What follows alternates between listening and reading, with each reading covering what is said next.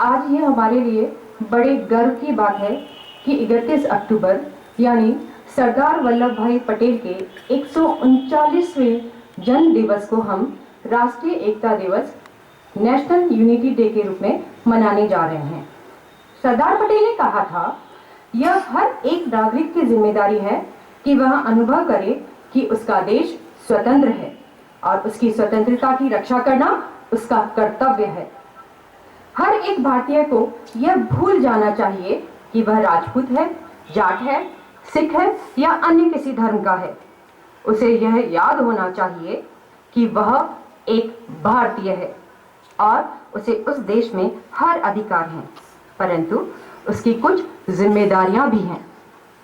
क्या आप जानते हैं, 1928 में गुजरात के बारडोली कस्बे में किसानों पर अंग्रेजी सरकार द्वारा 30% लगान बढ़ा दिया गया था। किसान विद्रोह करने लगे थे और अंग्रेज उन्हें कुचलते जा रहे थे।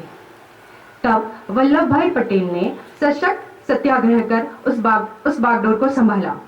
तब से वे बारडोली के सरदार कहे जाने लगे। उसके बाद से उन्हें केवल सरदार के रूप में जाना जाने लगा। सरदार वल्लभ भाई पटेल ने स्वतंत्रता के तुरंत बाद 2 वर्षों में अपनी सूझबूझ और लोगों को समझाने की शक्ति से 560 से भी छोटे बड़े राज्यों को भारत के संग में मिला दिया। कहते हैं कि उनमें कौटिल्य यानी चाणक्य की कूटनीतिज्ञता और महाराज शिवाजी जैसी दूरदर्शिता थी। इसी कारण जब वे बीबी मेनन के साथ थैला उठाकर राज्यों को एक करने के उद्देश्य से चल दिए, तब उन्होंने सबसे पहले उड़ीसा के 22 राजाओं से बात की। उन्होंने कहा कि कब तक वे कुएं के मेंढक बने रहेंगे, आओ महासागर में मिल जाओ। फिर जो सिलसिला शुरू हुआ तो नागपुर के 33 राजा, काठियावाड़ की 250 रियासतें, पंजाब, जूनागढ़ एक एक करते हुए भारत संग में मिल गई। 560 छोटी बड़ी रियासतों का बिना खून बहाए इस तरह भारत के राज्य में मिल जाना संसार के लिए बहुत आश्चर्य की बात थी और शायद ही नहीं, वास्तव में उनके इस महान कार्य के लिए उन्हें लौह पुरुष का भी नाम दिया गया। प्रधानमंत्री नेहरू जी ने कहा था, पटेल भारतीय एकता के संस्थापक थे। समझाने की अपनी शक्ति और राजनीतिक चातुर्य से वह देश में प्रशासनिक एकता लाने में समर्थ हुए थे, जो सबल भारत को के लिए आवश्यक आधार बनी। आज इस एकता के बाद भी हम एकीकरण और भाईचारे के लिए जब देश के विभिन्न भागों की ओर देखते हैं तो सांप्रदायिक भेदभाव, जातिगत घृणा हर जगह छाए हुए हैं।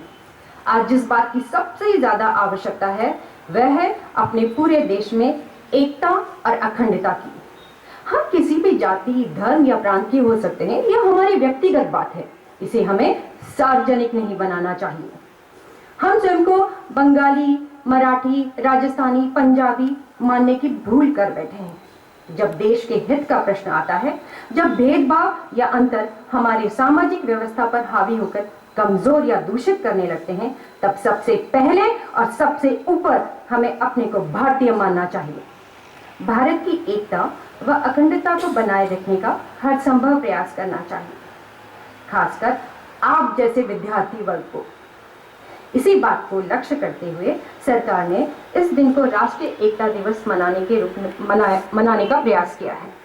हम सभी को सरदार पटेल के गुणों व कार्यों को याद रखते हुए देश की एकता व अखंडता का संकल्प लेना चाहिए। धन्यवाद। जय हिंद।